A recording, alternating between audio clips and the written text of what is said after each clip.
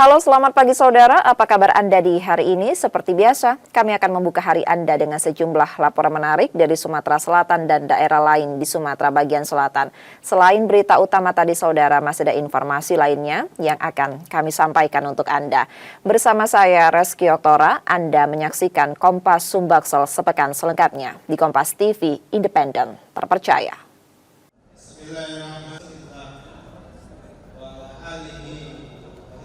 Badan Penyelenggara Haji adalah lembaga pemerintah non-kementerian yang berada di bawah dan bertanggung jawab langsung pada Presiden. Lembaga ini dibentuk untuk menjalankan penyelenggaraan ibadah haji, menggantikan peran Kementerian Agama. Pembentukan BP Haji didorong keinginan Presiden Prabowo Subianto untuk meningkatkan kualitas pelayanan haji. Saat ini, revisi Undang-Undang Nomor 8 Tahun 2019 tentang penyelenggaraan ibadah haji dan umrah sedang dalam proses dan diperkirakan rampung pada Juni atau Juli mendatang. Jika berhasil, pengelolaan ibadah haji sepenuhnya akan dialihkan ke BP Haji dan tidak lagi berada di bawah Kementerian Agama. Nah, tentu tantangannya banyak, karena kan haji ini pelik ya, banyak hal yang harus diperbaiki. Dan yang memang jadi atensi Pak Prabowo itu adalah praktek kartel, praktek korupsi dan manipulasi di ibadah haji. Itu yang harus kemudian disampaikan oleh Presiden, harus segera diminimalisir oleh Badan Haji. Itulah sebabnya kami kemudian merekrut banyak pengawasan dari teman-teman KPK. Ada 7 penyidik KPK yang sekarang di Badan Haji, yang kemudian mereka, saya dan Gus Irfan minta untuk fokus pada upaya mendorong haji yang transparan, haji yang tidak manipulatif. Jadi kami saat ini melakukan dukungan. Jadi Perpres dari Presiden itu kami melakukan tugas-tugas dukungan, artinya mendukung tugas-tugas Kementerian Agama. Dan Kementerian Agama selalu minta pertimbangan dengan kami, karena ini kan masa peralihan, masa transisi. Kemudian kedua, pengawasan itu untuk bahan evaluasi. Setelah undang-undang selesai, Kementerian Agama akan dibagi menjadi 2, yakni Kementerian Agama dan Kementerian Haji. Meski ini menjadi tahun terakhir Kementerian Agama mengurusi penyelenggaraan haji, Kemenak Sumatera Selatan tetap berkomitmen memberikan pelayanan terbaik. Untuk menyelenggarakan ibadah haji ini sebaik mungkin ya, membuat jamaah haji tersenyum, membuat jamaah haji puas dan memberikan pelayanan terbaik untuk jamaah haji. Jadi bagi kita Kementerian Agama ya, tidak memikirkan apakah tahun depan akan pindah atau tidak. Yang penting yang saat ini sedang dilaksanakan oleh Kementerian Agama bekerjasama dengan BP Haji dan juga kementerian terkait dan juga pemerintah provinsi, stakeholder terkait, akan kita laksanakan dengan semaksimal mungkin sesuai dengan yang diamanahkan kepada Kementerian Agama. Hingga tahun ini, penyelenggaraan ibadah haji masih dilakukan Kementerian Agama dengan dukungan dan kerjasama dari BP Haji sebagai bagian dari proses transisi menuju sistem baru. Muhammad Reza Pahlevi, Kompas TV, Palembang, Sumatera Selatan.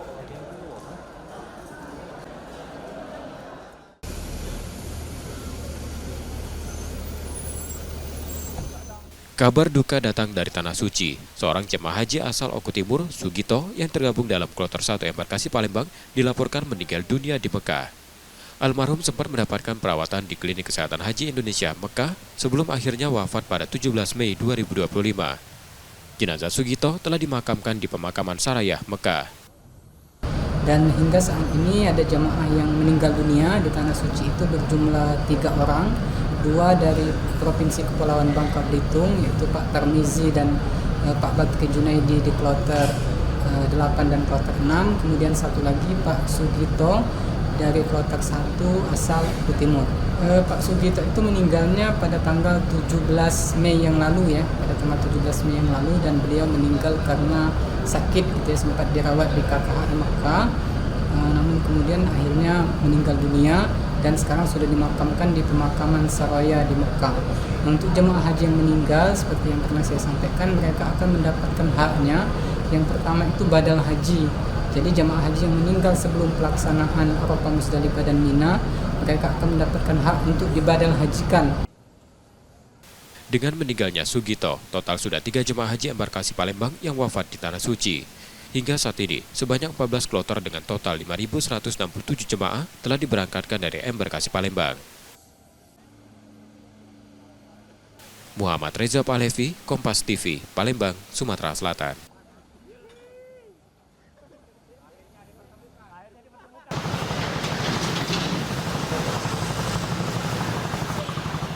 Menjelang Hari Raya Idul Adha 1446 Hijriah, pedagang hewan kurban musiman mulai menjamur di Palembang. Di kawasan Demang Lebar Daun, ratusan ekor sapi dan kambing dari berbagai jenis ditawarkan. Yang menarik, tahun ini sapi jenis simental menjadi primadona. Para pedagang menyebut permintaan terhadap sapi ini paling tinggi dibanding jenis lainnya. Selain karena jadi pilihan Presiden Prabowo, sapi simental memang menarik pembeli karena posturnya besar, warna bulunya dominan coklat, dan kualitas dagingnya bagus dan seimbang. Dalam sehari, sapi simental hampir selalu terjual. Meski tampilannya berbeda, cara perawatan sapi ini tidak jauh berbeda dengan jenis lainnya. Alhamdulillah kalau untuk tahun ini ada peningkatan dari tahun kemarin. Sekarang 20% lah peningkatan dari tahun kemarin. Tahun ini sepertinya sapi simental menjadi primadona masyarakat, Pak. Ya, terutama ya kalangan menengah ke atas itu simental dan limosin kayaknya. Kenapa Pak? Apa yang bedain simental? Simental sama limosin itu postur tubuhnya itu ya lebih gagah lah, kayak gitu, lebih tinggi, besar. Pedagang juga mencatat penjualan hewan kurban tahun ini meningkat sekitar 20% dibanding tahun lalu. Sapi-sapi yang dijual mayoritas berasal dari Sumatera Selatan dan Lampung dengan harga yang bervariasi sesuai ukuran dan jenis. Reski Oktora, Muklas Diferensial, Kompas TV, Palembang, Sumatera Selatan.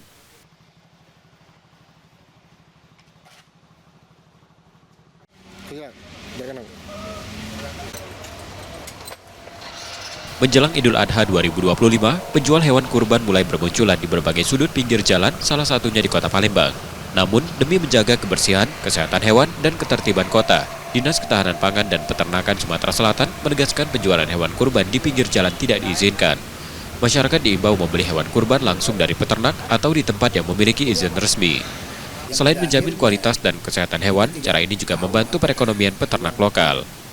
Kami juga menyarankan kepada seluruh masyarakat atau yang ingin berkurban, belilah di tempat-tempat yang memang sudah terdaftar. Memang masyarakat atau pedagang atau peternak yang memang setiap tahun melakukan jual beli. Daripada tempat yang musiman, apakah itu dari segi kesehatannya ada perizinannya atau ada syarat-syaratnya, kita tidak tahu dan kami tidak akan memeriksa di situ. Tahun ini sekitar 30.000 ekor sapi, kambing, dan domba siap disalurkan ke masyarakat. Kebutuhan hewan kurban di kota Palembang diperkirakan mencapai 6.000 ekor, sementara di seluruh Sumsel sekitar 12 hingga 13.000 ekor. Nur Muhammad, Kompas TV, Palembang, Sumatera Selatan.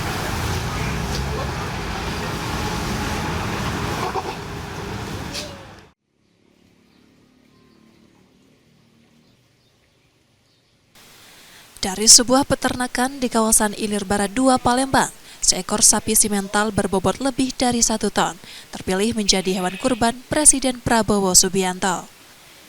Sapi berwarna coklat putih berusia 5 tahun ini bernama Blembo, nama yang dipilih karena pertumbuhannya dinilai cepat dan istimewa. Blembo bukan sapi biasa. Ia dirawat dengan penuh perhatian, dimandikan setiap pagi, kandangnya rutin dibersihkan, dan mendapat pakan sebanyak 10% dari bobot tubuhnya. Perawatan itu membuahkan hasil. Blembo pernah menyabet peringkat 3 sebagai sapi terganteng dalam sebuah kontes ternak di Lampung. Kontes ketiga di Lampung. Di Lampung menang, Pak? Menang, tapi juara 3. Oh, juara 3. Untuk kategori apa dia yang menang? Untuk kategori bobot sama ketampanan. Senang aja.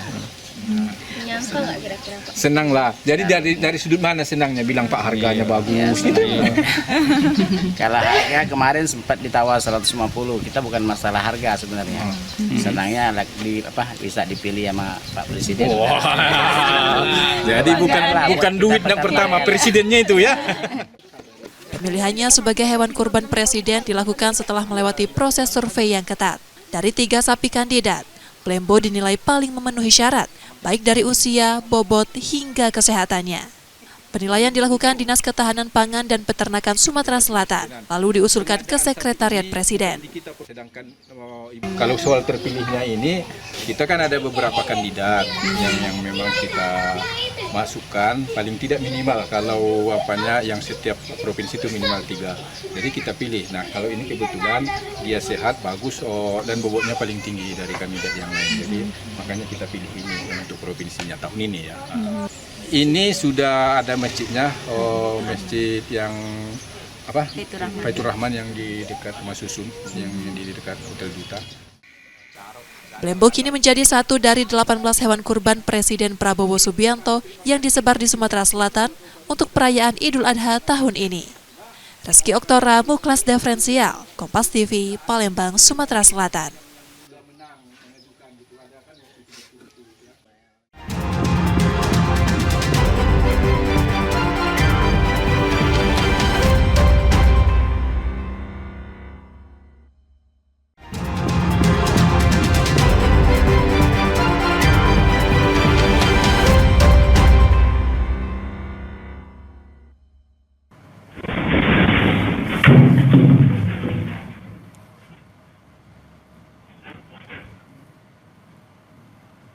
Inilah detik-detik guncangan gempa pada pukul 2:52 waktu Indonesia Barat. Dari rekaman kamera pengawas, guncangan gempa membuat warga panik dan berlarian keluar rumah. Dari keterangan resmi Badan Meteorologi, Klimatologi, dan Geofisika, gempa tektonik terjadi pada kedalaman 10 km, berjarak 43 km barat daya di perairan Bengkulu. Gempa tidak berpotensi tsunami.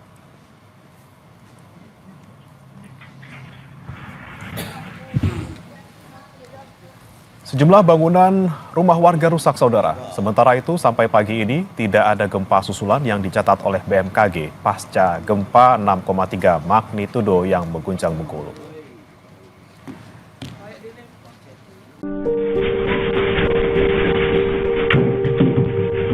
Bengkulu berduka, guys, gempa.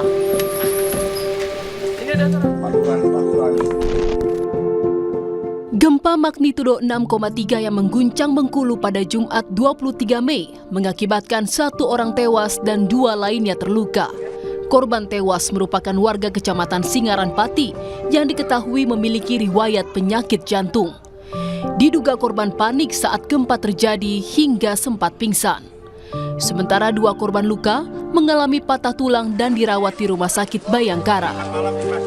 Korban kemarin yang terdata dan laporan dari kami ada 2 yang mungkin agak berat, yaitu patah tangan dan patah kaki. Itu sedang kita rawat di Rumah Sakit Bayangkara. Sekarang dalam perawatan dan tadi malam sudah dioperasi. Yang patah tangannya itu masih anak-anak, mudah-mudahan bisa segera pulih kembali. Petugas gabungan TNI Polri dan Basarnas masih melakukan penyisiran ke lokasi terdampak gempa. BNPB mencatat dampak gempa menyebabkan ratusan rumah rusak, mulai dari kategori berat, sedang, dan ringan. Update terakhir itu ada 192 rumah dengan kategori ada rusak berat, rusak ringan, dan sedang dan ringan. Kemudian kita langkah selanjutnya ya agar pastikan warga kita ya tersedia ya untuk dapur umum sudah kita lakukan. Pasokan makanan sudah diberikan, kemudian pembersihan lingkungan juga dilakukan, termasuk juga beberapa tempat-tempat lain yang ada di Kota Bengkulu, misalnya Balai Buntar juga dilakukan pembersihan oleh TNI Polri. Setidaknya 800 orang terdampak gempa di Bengkulu. Selain rumah, guncangan gempa juga merusak bangunan sekolah, masjid, kantor pemerintahan, dan fasilitas umum. Saat ini tenda, dapur umum, dan layanan kesehatan telah didirikan untuk melayani warga terdampak gempa. Tim Liputan Kompas TV.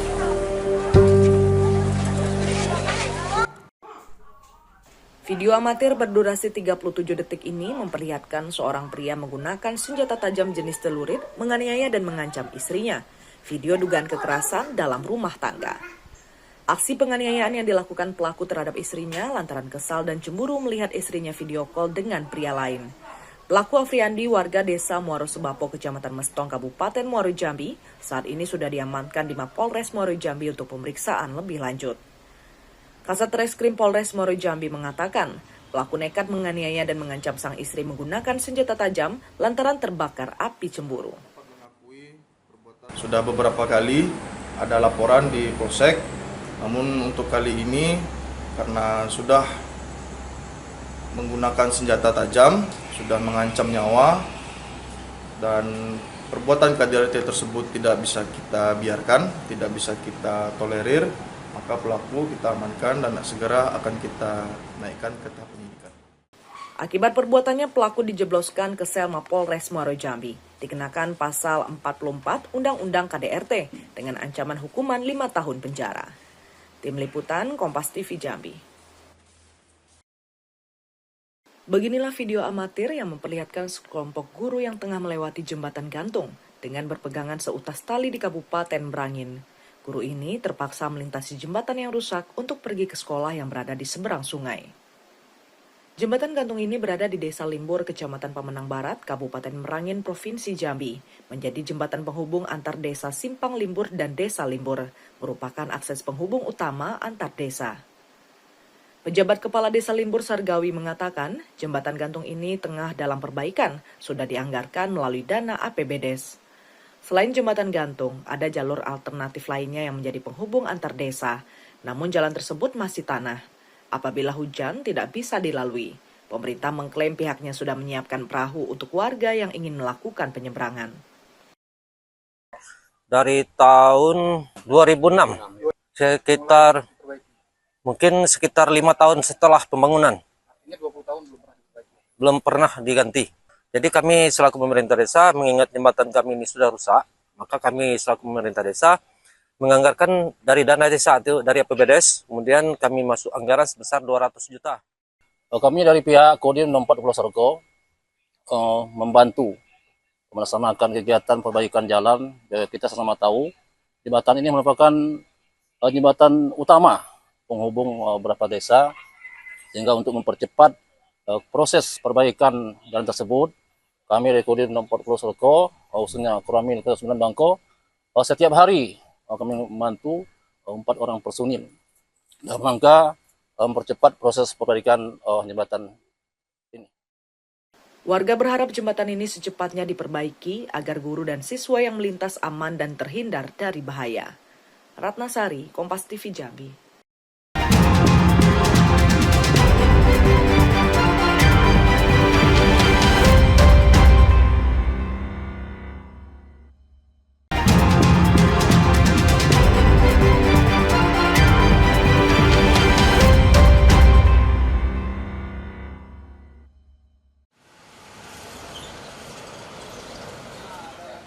Sejumlah personel dari Polres Lampung Tengah dibantu Satbrimo Polda Lampung masih bersiaga di lokasi pembakaran rumah milik lurah di Desa Gunung Agung, Kecamatan Terusan Nunyai, Kabupaten Lampung Tengah. Meski kondisi di lokasi sudah kondusif, namun penjagaan masih dilakukan guna mengantisipasi adanya hal-hal yang tak diinginkan yang mengganggu keamanan dan ketertiban di tengah masyarakat. Tampak pada lokasi puing bangunan hingga sejumlah rangka mobil yang terbakar masih diberi garis polisi. Saat ini kasus pembakaran rumah lurah yang dipicu pembunuhan seorang warga hingga penyelewengan bantuan sosial beras masih ditangani oleh polisi. Setidaknya 1 orang sudah ditetapkan sebagai tersangka pembunuhan. Sementara pemilik rumah bernama Lurah Sukardi masih diperiksa terkait dugaan korupsi penyelewengan bansos hingga dugaan penimbunan BBM subsidi. Masih jadi kita dapat bantuan BKO dari Satbrimob Polda Lampung, Kopi 1 Batalan B, kemudian dari Samapta jajaran Polres, Samapta, Intel dan Reskrim, kemudian dari Polsek Rayon. Jadi BKP.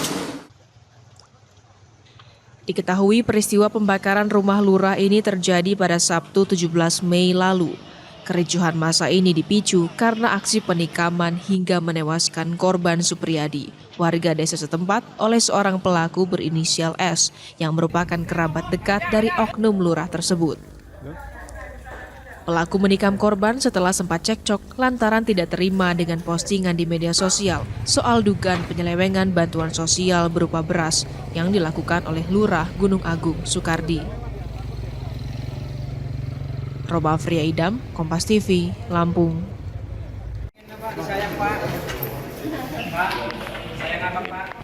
Seorang kakek di Bandar Lampung ditangkap polisi lantaran menjadi pelaku tindak kejahatan asusila terhadap 7 anak yang masih di bawah umur.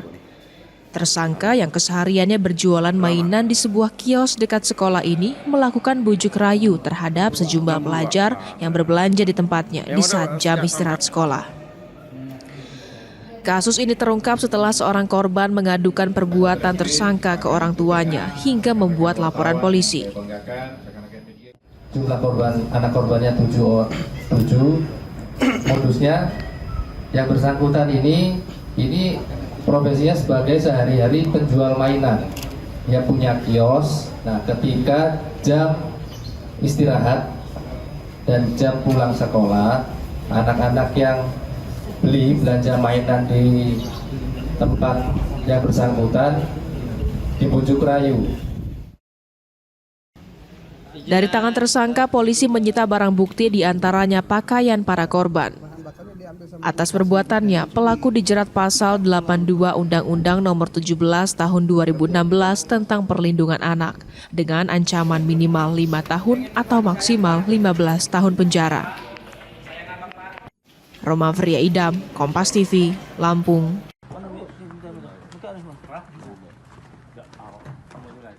Peter alias PH, seorang karyawan swasta, diringkus polisi di kediamannya di Desa Puding Besar, Kabupaten Bangka. Pelaku diamankan setelah terbukti melakukan aksi penjamretan di 5 lokasi berbeda di wilayah Pangkal Pinang. Dari hasil interogasi, pelaku mengaku melakukan aksinya seorang diri. Pelaku mengaku nekat melakukan aksi kejahatannya untuk membayar cicilan pinjol. Korban mengalami kerugian sekitar kurang lebih 7,5 juta, termasuk uang tunai 2 juta, yang di dalamnya ada mesin bor dan 1 unit handphone. Dari keterangan korban dan hasil penyelidikan, tim berhasil mengamankan pelaku yang sedang bekerja di daerah Puding Besar. Kemudian dari hasil interogasi, ternyata pelaku ini juga melakukan kejahatan di jamret di 5 lokasi berbeda di Kota Pangkal Pinang. Saat ini, pelaku ditahan di Mapolda Kepulauan Bangka Belitung untuk menjalani proses hukum lebih lanjut. Akibat perbuatannya, pelaku dijerat pasal 365 KUHP tentang pencurian dan kekerasan dengan hukuman maksimal 15 tahun penjara. Nanda Ardiansah, Kompas TV, Pangkal Pinang, Kepulauan Bangka Belitung.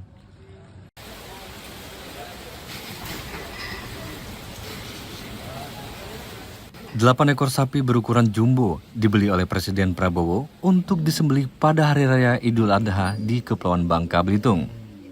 Jumlah ini lebih banyak dibandingkan tahun lalu yang hanya 1 ekor.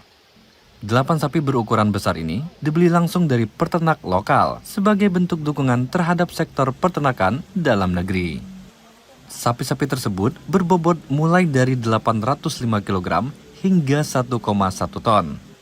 Untuk memastikan kualitas dan kesehatan hewan kurban, seluruh sapi dipantau secara intensif selama 24 jam oleh tim kesehatan hewan. Bagaimana nanti masyarakat ini kan sudah jalan 8 tahun ya. Diharapkan ke depan ini juga akan menjadi minat yang cukup tinggi bagi para peternak kita sehingga mereka mau melihara ternak sapi ini dari awal sehingga nanti bisa dibeli. Tapi ingat yang tentu diambil yang terberat. Jadi kalau nanti misalnya kalah berat dengan kawannya ya tidak boleh protes. Yang penting kita jaga dari pakan, minum, dijaga, terus sering dibersihin kandangnya, dimandiin. Pokoknya sering antisipasi dari pakan sih terutama. Soalnya kan kita kan nggak tahu dari bakteri, virus-virus itu juga. Terus sering dibersihin kandangnya karena kan takut terjangkit virus. Sama yang orang-orang asing tuh terbatas untuk masuk sini. Karena kan virus itu bisa mengikut dari apa aja. Bahkan dari baju pun bisa virus itu lengket. Sapi-sapi kurban presiden ini akan didistribusikan ke 7 kabupaten kota di Bangka Belitung, yakni Pangkal Pinang, Kabupaten Bangka, Bangka Tengah, Bangka Selatan, Bangka Barat, Belitung, dan Belitung Timur. Nanda Ardiansa, Kompas TV, Pangkal Pinang, Kepulauan Bangka Belitung.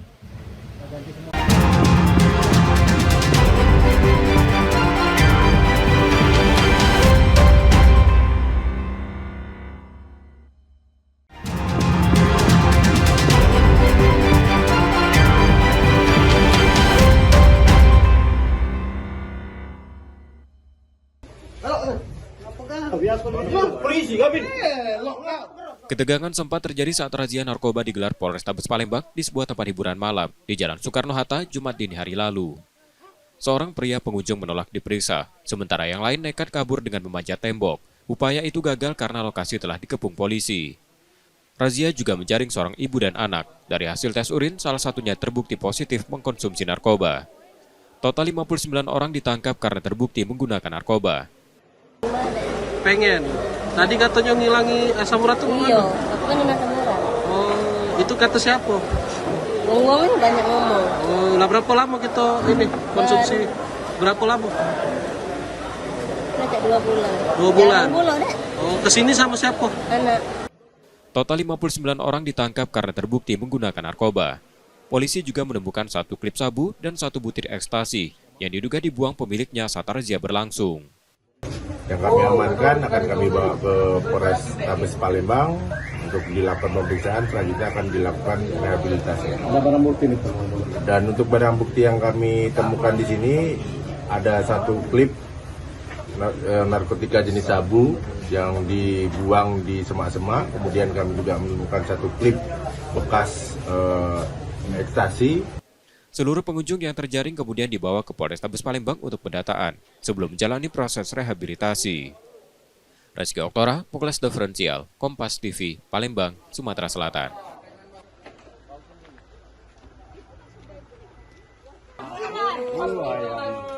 Seekor ular sanca batik sepanjang 4 meter mengejutkan warga Jalan Kebun Bunga, Kecamatan Sukarame, Palembang, setelah masuk ke dalam kandang ayam milik salah satu warga. Sebelum menerobos kandang, ular lebih dulu terlihat melilit di pagar rumah, memicu kepanikan karena ukurannya yang besar.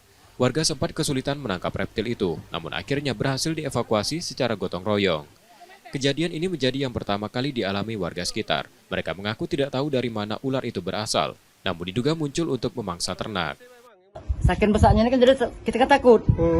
Nah, karena di posisinya di sebelah, di belakang rumah orang lain, jadi kami untuk menyelamatkan ini tuh agak susah naik tembok. Jadi masuk pakai tanggo langsung masuk ke rumah yang tempat ular ini berteduh. Rupanya di situ kan benar ada kandang ayam. Nah, pas kami lihat di sana tuh sudah tidak bisa bergerak lagi karena perutnya sudah posisi makan ayam tadi kan. Ular tersebut rencananya akan diserahkan ke Balai Konservasi Sumber Daya Alam Sumsel. Warga berharap petugas bisa menelusuri asal-usul kemunculannya agar kejadian serupa tidak terulang. Rizky Oktora, Muklas Diferensial, Kompas TV, Palembang, Sumatera Selatan.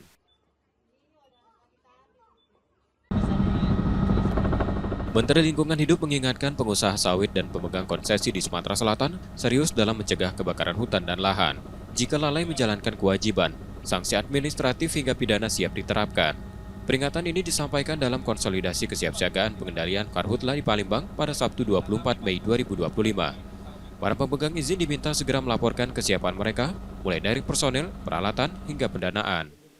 Kementerian Lingkungan Hidup telah mengirimkan surat resmi para pemegang izin di wilayah Sumatera bagian selatan, termasuk Sumsel, untuk menyampaikan laporan kesiapan. Evaluasi lapangan akan dilakukan bersama pemerintah daerah. Indonesia saat ini menempati posisi kedua sebagai penyumbang kabut asap terbesar di dunia, sebagian besar disebabkan karhutla. Masalah ini berdampak pada emisi gas rumah kaca dan komitmen nasional dalam penurunan emisi global. Di Sumatera bagian selatan, luas area konsesi mencapai sekitar 5 juta hektar atau 25% dari total wilayah. Besarnya cakupan ini membuat tanggung jawab perusahaan semakin besar, tak hanya dalam aspek bisnis tapi juga perlindungan lingkungan dan kesehatan masyarakat. Paksaan pemerintah. Jadi yang diberi kewenangan itu saya, Pak Gubernur, dan Pak Bupati secara terbatas untuk memberikan paksaan pemerintah. Sejauh ini ada berapa perusahaan, Pak? Ini belum diberikan karena kita sedang memberikan surat kepada seluruh kita untuk menyampaikan laporannya. Nah, laporan yang tidak dilaporkan 2 minggu akan kami beri paksaan pemerintah. Berdasarkan laporan tersebut, kami mohon izin akan memohon bantu Pak Gubernur untuk melakukan evaluasi. Nah, bila mana ternyata hasil evaluasi alatnya tidak tercukupan, maka Pak Gubernur akan memberikan sanksi administrasi pemerintah untuk mencukupinya dalam waktu 3 bulan. Pemerintah juga mendorong pembentukan dan pembinaan kelompok masyarakat peduli api, serta memperketat pengawasan di setiap akses menuju area konsesi. Evaluasi terhadap alat, sistem organisasi, dan pelaporan akan dilakukan secara berkala. Jika ditemukan pelanggaran, sanksi akan diterapkan sebagai bentuk komitmen negara dalam menjaga kelestarian lingkungan. Tim Liputan, Kompas TV, Palembang, Sumatera Selatan.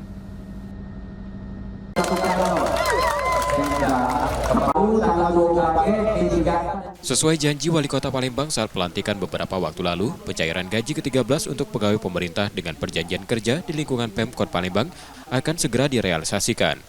Rencananya gaji ke-13 itu akan dicairkan pada bulan Juni 2025. Saat ini proses administrasi tengah berlangsung, sementara besaran nominalnya masih dihitung dan disesuaikan Badan Pengelola Keuangan dan Aset Daerah, mengacu pada Peraturan Pemerintah Nomor 11 Tahun 2025. P3K insya Allah paling cepat ya di bulan Juni akan kita bayarkan dari pemerintah Kota Palembang untuk seluruh rekan P3K. Jadi harus bersabar karena masih dalam proses administrasi, dan paling cepat bulan Juni ini gaji 13 mereka akan diberikan. Selain gaji ke-13, Pemkot Palembang juga berencana memberikan tunjangan penghasilan pegawai bagi para P3K. Namun untuk saat ini, TPP masih dalam tahap kajian dan menunggu terpenuhnya syarat serta payung hukumnya. Nur Muhammad, Kompas TV, Palembang, Sumatera Selatan.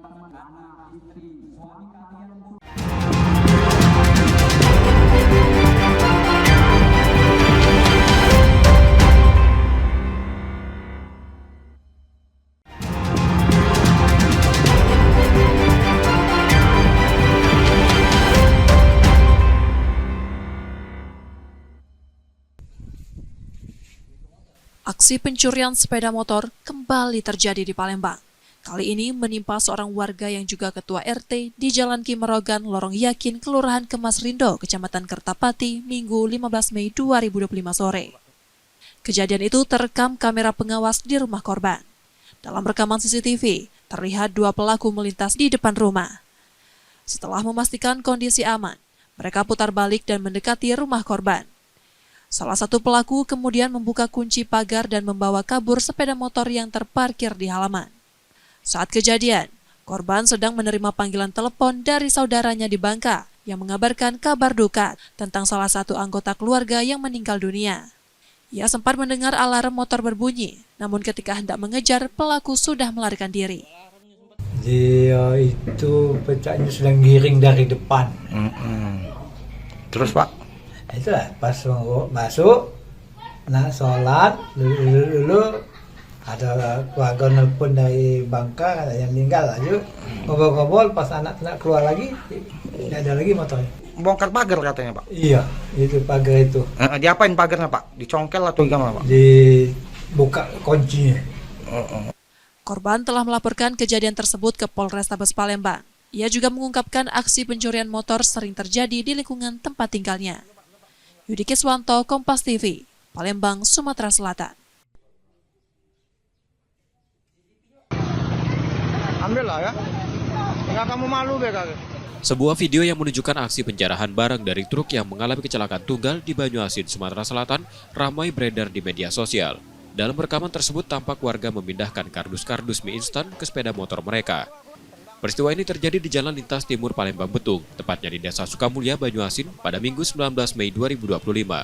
Aksi penjarahan baru berhenti setelah polisi tiba di lokasi dan meminta warga mengembalikan barang yang diambil. Namun sebagian warga tetap kabur sambil membawa hasil jarahannya. Berdasarkan informasi, truk mengalami kecelakaan tunggal dan sopir melarikan diri sesaat setelah kejadian. Ada jarahan truk yang terjadi, informasi dari warga, kemudian warga melapor ke kantor polisi, yaitu terkait masalah laka itu. Setelah itu anggota kami langsung ke TKP, dan setibanya di TKP terlihat sudah ada masyarakat menjara muatan truk yang informasi terjadi laka. Informasi dari masyarakat yang ada di TKP bahwanya supirnya itu melarikan diri, dan anggota kami langsung menghimbau kepada masyarakat yang jara agar dihentikan, dan setelah itu juga masyarakat yang menjara bubar. Truk beserta muatannya kini telah dievakuasi ke pos laka lantas terdekat. Polisi telah melakukan identifikasi kendaraan dan menghubungi perusahaan pemilik barang. Rizky Oktora, Muklas Diferensial, Kompas TV, Palembang, Sumatera Selatan.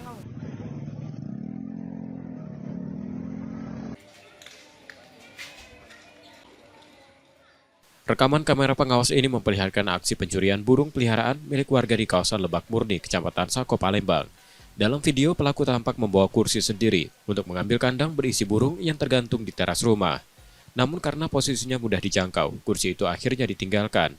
Pelaku membawa kabur 2 ekor burung beserta kandangnya. Pemilik burung, Adam, mengungkapkan pencurian terjadi pada Jumat 16 Mei 2025 dini hari pekan lalu.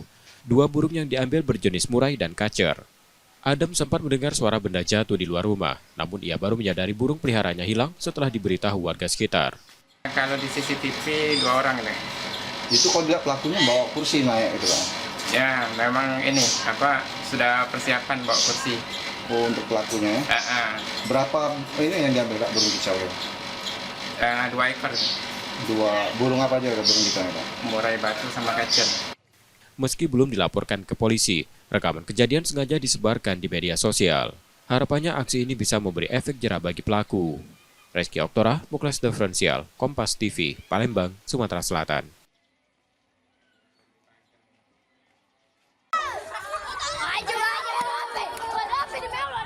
Ini merupakan rekaman perundungan yang menimpa seorang siswi SMP, TR, 13 tahun di Palembang, Sumatera Selatan, yang belakangan viral di media sosial.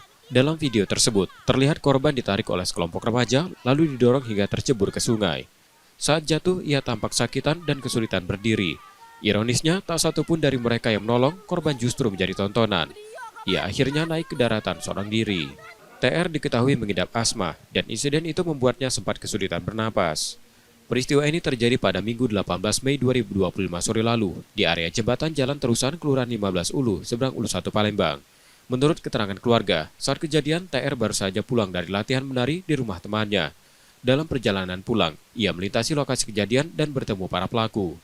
Tanpa banyak kata, korban ditarik lalu diceburkan ke sungai. Tidak terima dengan kejadian tersebut, sang nenek langsung melaporkan peristiwa itu ke Polrestabes Palembang. Rame-rame, ditarik sana, tarik sini, aku yang nangis tuh.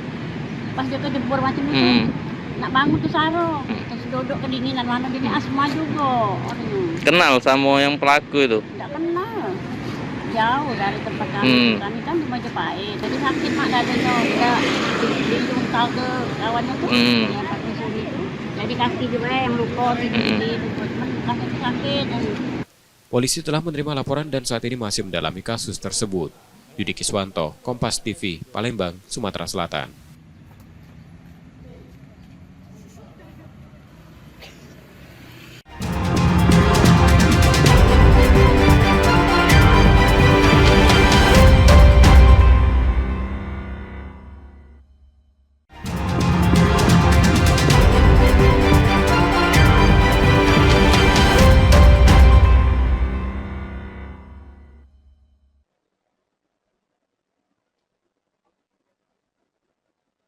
Bukan untuk sholat, seorang pria berpakaian gamis justru mencuri uang dalam kotak amal di Masjid Al-Jaghfar, Sahma, Palembang. Aksi tak terpuji itu terekam kamera pengawas.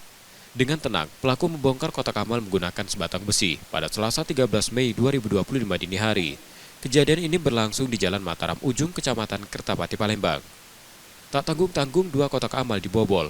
Total uang yang dicuri mencapai 5 juta rupiah. Usai menjalankan aksinya, pelaku kabur meninggalkan masjid. Namun pelariannya tak berlangsung lama. Unit Reskrim Polsek Kertapati meringkus pelaku di rumahnya seminggu setelah kejadian. Polsek Kertapati menjelaskan pelaku masuk dengan cara merusak pintu masjid menggunakan besi saat situasi sedang sepi. Ia juga mengaku telah memantau kondisi masjid selama 7 hari sebelum mencuri. Jadi pelaku pencurian kotak amal seperti itu. Jadi modusnya dia pura-pura ibadah menggunakan pakaian gamis. itu datang kurang lebih pukul 1. Jadi waktu jamaah kosong, masjid kosong, yang pertama dirusak pintu masjid dulu, masuk, itu dia baru merusak kotak amal ya. Jadi kotak amal itu ada 2 yang diambil tersangka ini. Yang pertama kotak amal yang besar, kemudian kotak amal yang kecil. Isi uangnya berapa, Bang? Kerugian kurang lebih 5 juta rupiah. Untuk uang itu disimpan sama tersangka di sekitar rawa-rawa. Uang hasil curian digunakan pelaku untuk memenuhi kebutuhan sehari-hari. Duitnya untuk apa? Jajan bukan sehari-hari. 5 juta tuh kau habis inian. Jajan apa 5 juta? Hah? Beli apa, Be? Beli apa, Be? 5 juta kau habis? Beli makan. 5 juta kau habisi dalam berapa hari? Seminggu. Kini pria tersebut harus mempertanggungjawabkan perbuatannya. Ia pun terancam hukuman maksimal 7 tahun penjara. Yudi Kiswanto, Kompas TV, Palembang, Sumatera Selatan.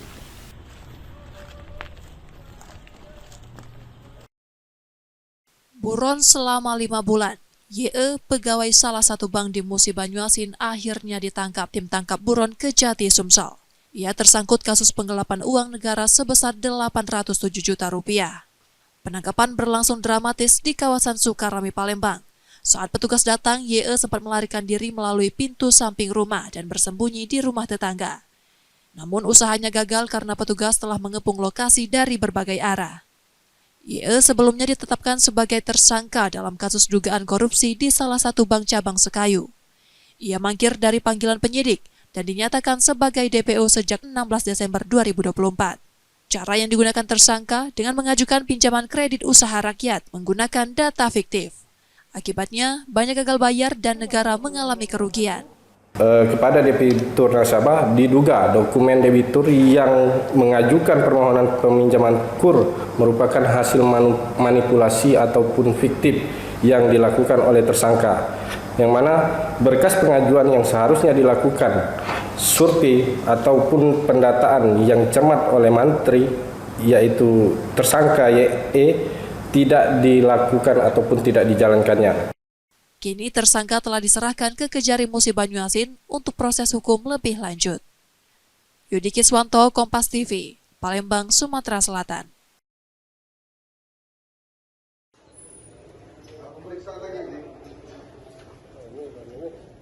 Tim Buru Sergap Polsek Sako Palembang meringkus 2 residivis Agus dan Agustian yang kembali membegal.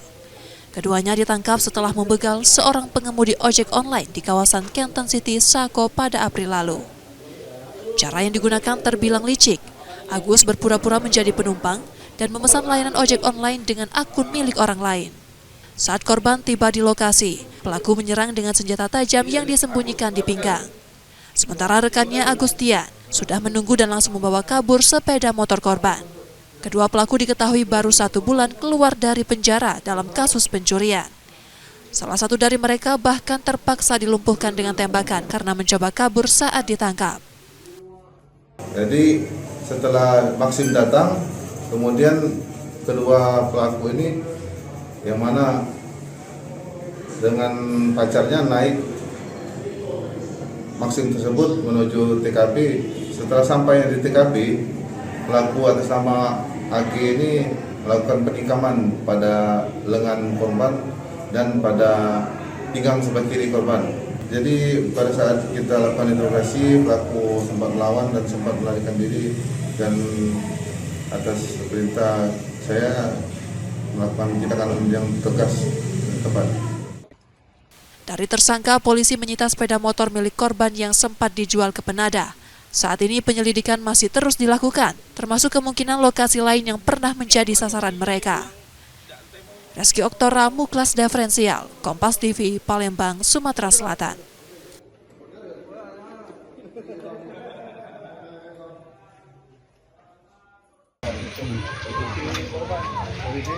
Seorang sopir mobil bak terbuka pengangkut tabung gas LPG 3 kg diduga menjadi korban tertembak peluru tajam saat menurunkan barang di sebuah warung di Jalan Banten 6, Kelurahan 16 Ulu, Kecamatan Seberang Ulu 2 Palembang, Selasa 20 Mei 2025 sore. Korban Ari Kardeni mengalami luka serius di ibu jari kaki kiri hingga tembus ke tumit. Ia kemudian dibawa ke rumah sakit untuk mendapatkan perawatan medis. Peristiwa terjadi ketika Ari tengah memindahkan tabung gas dari mobil ke warung. Tiba-tiba ia menjerit kesakitan dan jatuh. Diduga korban terkena peluru nyasar. Tabung itu masih menangkap, pas dia nak belok, langsung itu nyampak. Nah, posisi kamu di mana? Tapi di dalam. Di dalam? Iya, di dalam. Yo, kedengaran menjung apa? Aduh, jadi kami kalau di tim Polgas. Nah, kamu ada kedengaran suara apa? Kedengaran suara letusan apa, suara ledakan apa? Kedengaran ada? Itu tidak ada. Polisi yang menerima laporan dari warga melakukan olah tempat kejadian perkara. Dari lokasi, petugas mengamankan 1 proyektil peluru tajam. Terhadap balistik yang ada itu juga kita koordinasikan untuk ke lapor berkaitan untuk memastikan untuk balistik tersebut digunakan oleh senjata apa. Namun kita juga sudah mendalami dari keterangan saksi-saksi di TKP bahwa korban ini adalah berprofesi sebagai penjual LPG ya, berkaitan dengan pengiriman LPG. Untuk memastikan peluru dari jenis senjata yang digunakan, polisi masih menunggu hasil uji balistik. Yudi Kiswanto, Kompas TV, Palembang, Sumatera Selatan.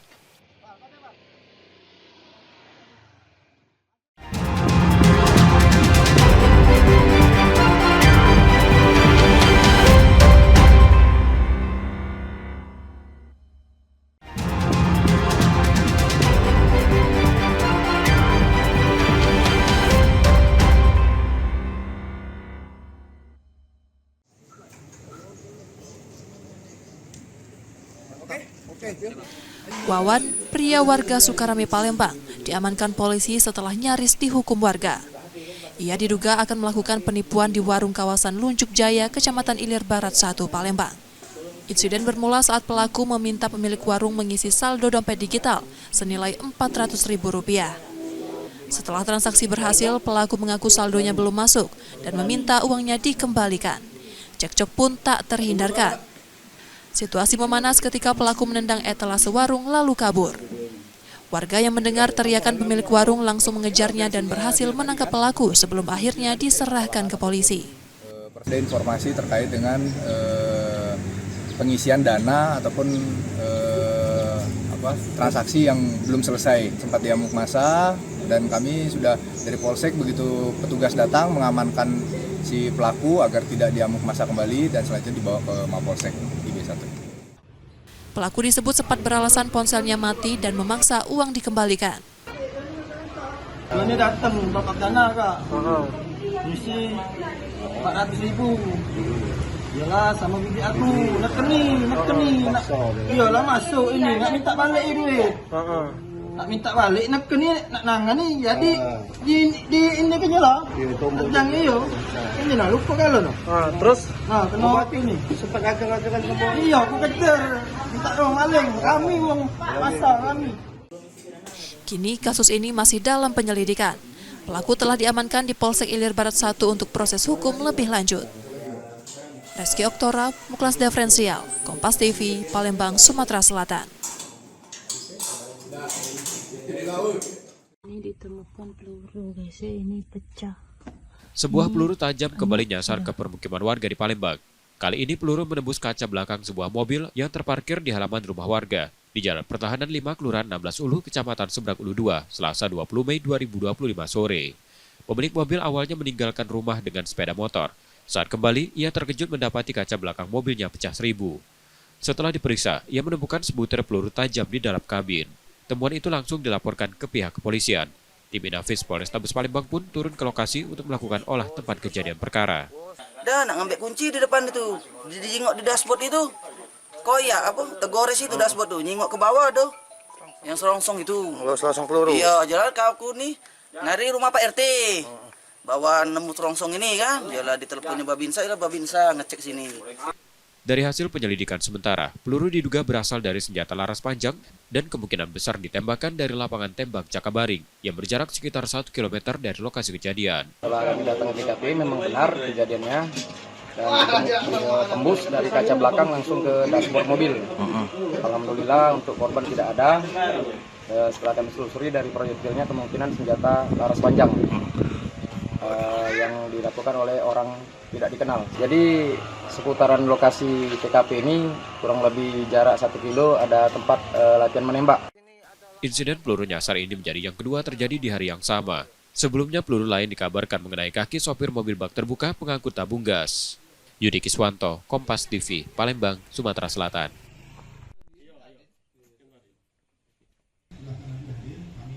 Auditorat Militer 105 Palembang pada Jumat 23 Mei 2025 pagi menyerahkan berkas perkara 2 oknum prajurit TNI ke Pengadilan Militer 104 Palembang. Keduanya Kopda B dan Peltu IHL merupakan tersangka dalam kasus tewasnya 3 polisi Polsek Negara Batin saat penggerebekan arena judi sabung ayam di Waikanan, Lampung. Berkas perkara keduanya dipisah. Dalam berkas Kopda B, ia dijerat pasal berlapis terkait pembunuhan dan kepemilikan senjata api ilegal. Sementara Peltu IHL dijerat pasal perjudian. Penyerahan berkas ini dilakukan setelah auditor militer menerima surat keputusan penyerahan perkara. Usai menerima berkas, Pengadilan Militer 104 Palembang dijadwalkan segera menunjuk majelis hakim untuk menyidangkan perkara tersebut. Meneliti apakah masuk dalam kewenangan Pengadilan Militer 104 Palembang. Jika masuk kewenangan kami, maka kewenangan saya selaku kepala pengadilan adalah menetapkan menunjuk majelis hakim. Majelis hakim dalam waktu 2 hari, paling lama 2 hari dari sekarang.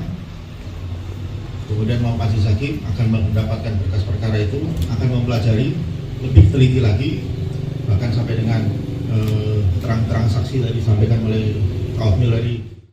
Di sisi lain, kuasa hukum keluarga korban membenarkan adanya bukti transfer dalam berkas perkara. Uang sejumlah Rp500.000 yang dikirim Peltu IHL kepada AKP Anumerta Lucianto disebutkan bukan terkait pengamanan judi sabung ayam, melainkan untuk pengamanan dalam hajatan warga. Bukti transfer tersebut, saya tegaskan sekali lagi, itu tidak ada kaitan dengan pengamanan judi sabung ayam. Tidak ada. Itu transfer terjadi di bulan Oktober. Sementara judi sabung ayam itu terjadi di bulan Maret. Dari siapa ke siapa, terus jumlahnya berapa transfer itu? Dari siapa? Boleh tahu? Saya dari Lubis ya. Ke siapa? Dari Lubis ke Bapak. Jumlahnya 500.000. Paling banyak 1 juta. Itu juga jarang, hanya ada hajatan aja ya. Sidang perdana kedua tersangka dijadwalkan digelar terbuka pada 11 Juni 2025 mendatang. Yudi Kiswanto, Kompas TV, Palembang, Sumatera Selatan.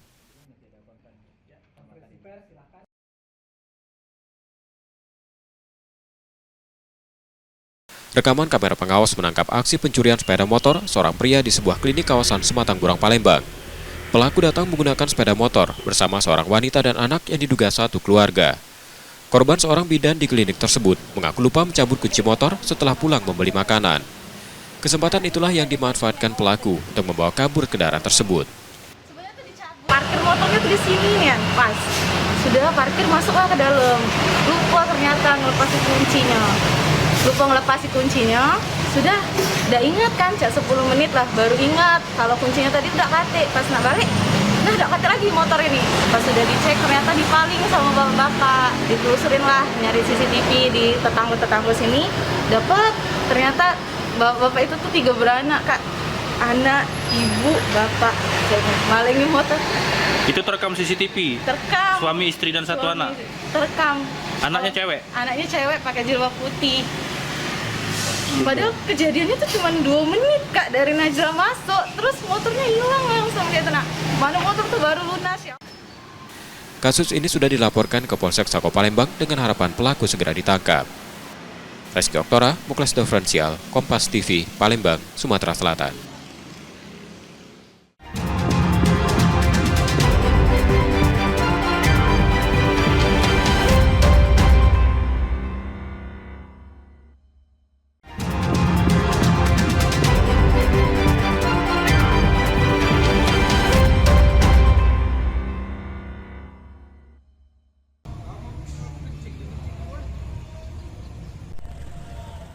Memperingati Bulan Menggambar Nasional, Komunitas Seniman se-Sumatera Selatan menggelar pameran lukisan bersama bertajuk Menggambar Indonesia. Bertempat di Gedung Kesenian Jalan Rumah Bari, Palembang, Pameran ini memamerkan 100 karya dari 45 perupa. Karya-karya tersebut menampilkan kekayaan budaya, keindahan alam, hingga sosok tokoh Indonesia. Dituangkan dalam berbagai gaya, seperti realistik, naturalistik, figuratif, naif, abstrak, hingga drawing.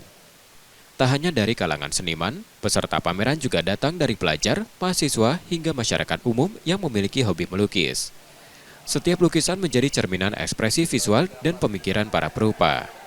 Melukis ini adalah sebagian dari terapi kalau untuk para pensiunan. Tapi juga untuk anak-anak muda itu lebih ke nilai-nilai positif ketimbang dia mau tawuran atau aksi vandalisme. Jadi Bulan Menggambar Nasional ini merupakan wadah dari hal-hal yang positif ya, terutama di bidang gambar menggambar.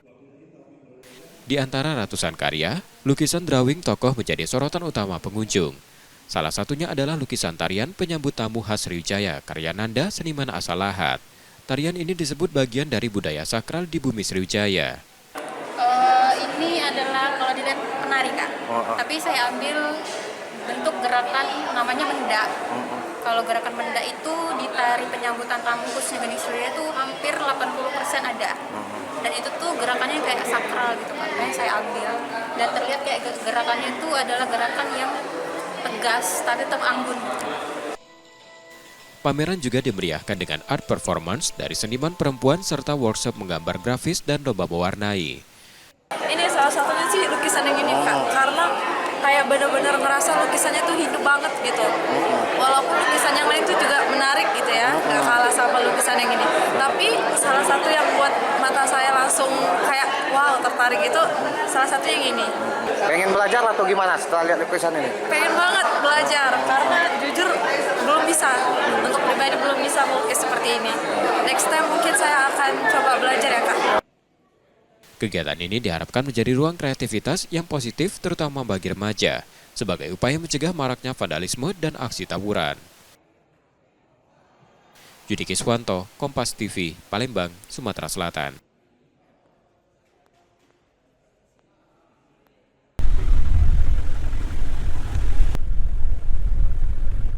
Realisasi serapan beras Bulog wilayah Sumsel Babel berasal dari 133.833 ton gabah kering panen atau GKP dan 25.721 ton beras.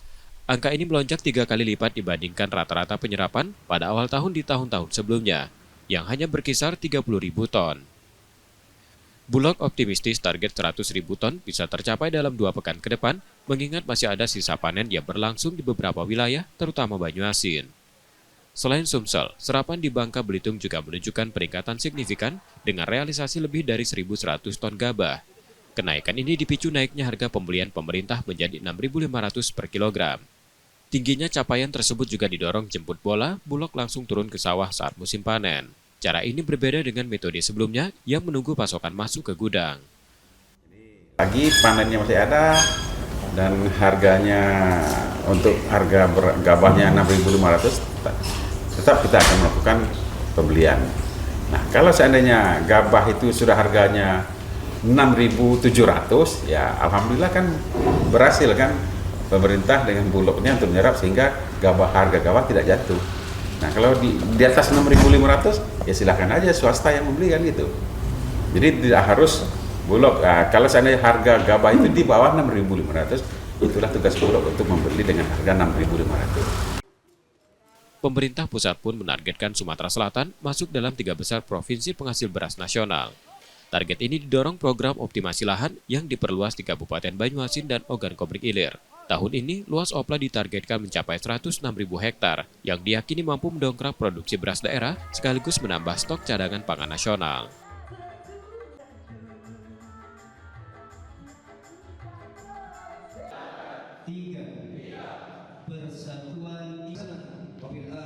Sebanyak 40 mantan narapidana terorisme dari Sumatera Selatan, Sumatera Barat, Jambi, dan Riau mengikuti pelatihan teknisi yang digelar di Gedung Sentra Perkasa Kementerian Sosial, Palembang pada Selasa 20 Mei 2025.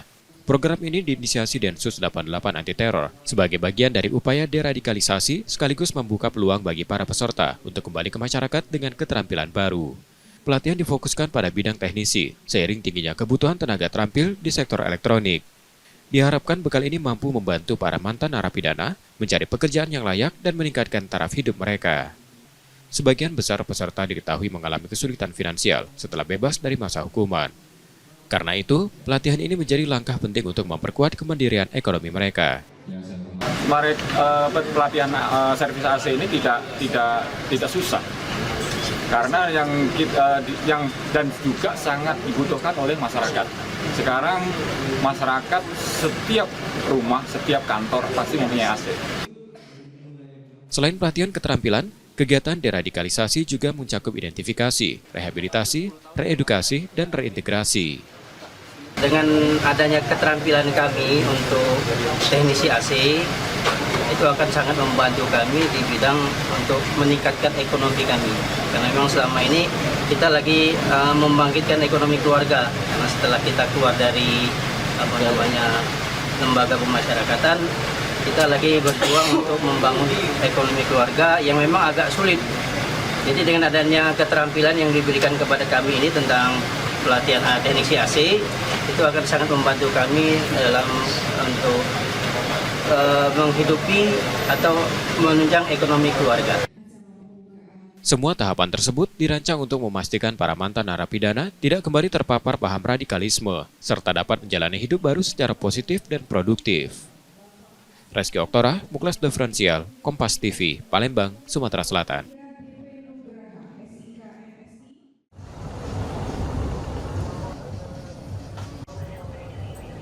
...23 sekolah sepak bola di Palembang menerima sertifikat afiliasi dari Asosiasi Kota PSSI Palembang. Seluruh SSB ini kini berada di bawah naungannya. Afiliasi ini menjadi langkah penting bagi pembinaan sepak bola usia dini di Palembang. SSB yang sudah terafiliasi berhak mendapatkan akses ke program bantuan, pelatihan, hingga keikutsertaan dalam kompetisi resmi yang digelar ASKOT PSSI Palembang. Ini tujuannya untuk yang pertama, SSB yang terafiliasi akan mendapatkan bantuan sesuai dengan program kerja ASKOT ya. Jadi ada bantuan-bantuan apapun, bola dan alat-alat latihan itu akan diutamakan. Kemudian juga SSB yang terafiliasi juga akan mengikuti agenda-agenda kegiatan dari komite-komite, salah satunya bidang kompetisi. Ya, jadi ketika ada kompetisi, maka SSB yang terafiliasi itu akan kita undang. Jadi SSB yang tidak terafiliasi itu tidak akan ikut serta. Langkah ini disambut positif para pengurus SSB. Dengan afiliasi ini, mereka bisa mengikuti turnamen resmi yang menjadi wadah pembinaan dan pengembangan pemain muda. Kalau keuntungan afiliasi sendiri sebenarnya ya inilah yang kami harapkan. Setiap ada kegiatan kompetisi yang dilaksanakan oleh ASKOT PSSI Kota Palembang, kami bisa ikut. Tapi andaikan kami belum terafiliasi, kami tidak bisa mengikuti kegiatan yang dilakukan oleh ASKOT PSSI Kota Palembang. Kedepan, ASKOT PSSI Palembang akan terus fokus memperkuat pembinaan pesepak bola usia dini. Harapannya akan lahir lebih banyak talenta muda berbakat dari Kota Palembang. Nur Muhammad, Kompas TV, Palembang, Sumatera Selatan.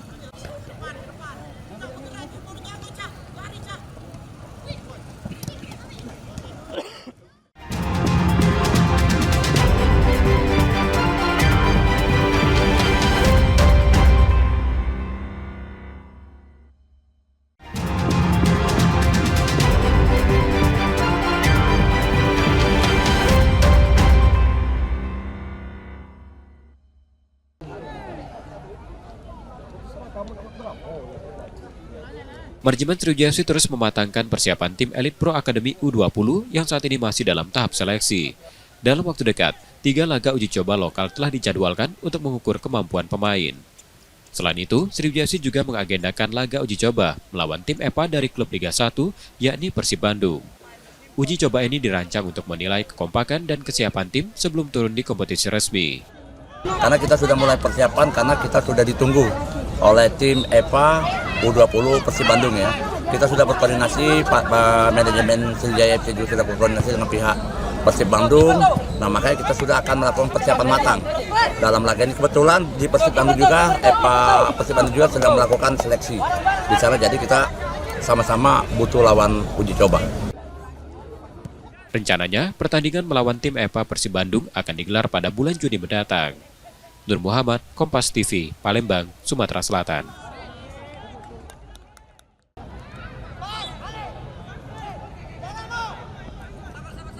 Manajemen Sriwijaya FC melalui tim pencari bakat terus menyaring talenta muda terbaik untuk skuad Elite Pro Akademi U20. Sebanyak 69 calon pemain yang lolos seleksi tahap pertama kini dipantau secara ketat dalam tahap kedua. Dari jumlah itu, 25 pemain rencananya akan dicoret karena dinilai belum menunjukkan performa yang memuaskan. Ya, itu tadi. Bagaimana pemain bisa berkomunikasi dengan sesama rekannya, kemudian bisa membuat keputusan yang tepat dan bisa mengeksekusi dengan benar. Manajemen menegaskan, keputusan penuh untuk menentukan siapa yang layak masuk skuad diserahkan pada tim pencari bakat. Nur Muhammad, Kompas TV, Palembang, Sumatera Selatan.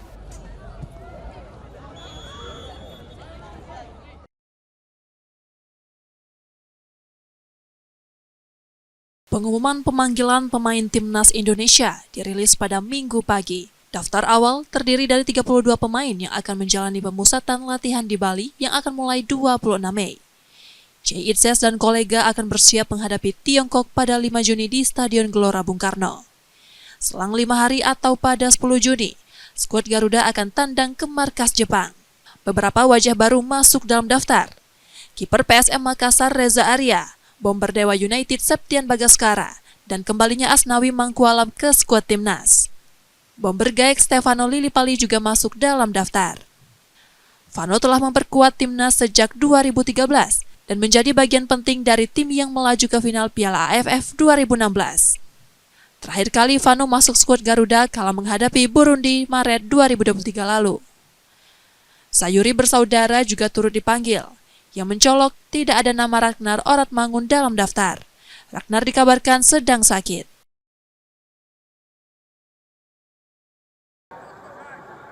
Ragnar Oratmangun dipastikan tidak akan ikut dalam rombongan pemain Timnas untuk pemusatan latihan di Bali.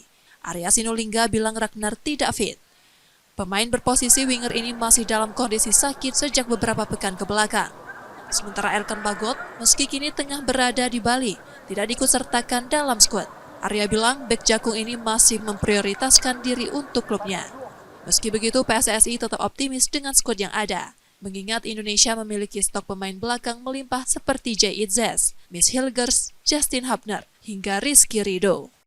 Oratmangun ini memang kemarin menyampaikan ke kita bahwa dia kena sakit dan harus ada proses penyembuhan karena kesehatan sangat penting pasti ya, sehingga kita juga support Oratmangun untuk bisa istirahat sehingga dia tidak masuk dalam Garuda Calling. Sementara yang kedua yang ramai juga adalah Elkan Bagot. Elkan Bagot ini sudah udah lama kita tanya, sejak lama itu udah mengatakan bahwa dia fokus untuk di klub. Jadi ya kita serahkan semua kepada Elkan juga sebagai pemain dan kita hargai dan hormati Elkan yang memang fokus di permainan di klubnya, walaupun mungkin lagi libur tapi tetap aja dia fokus di sana.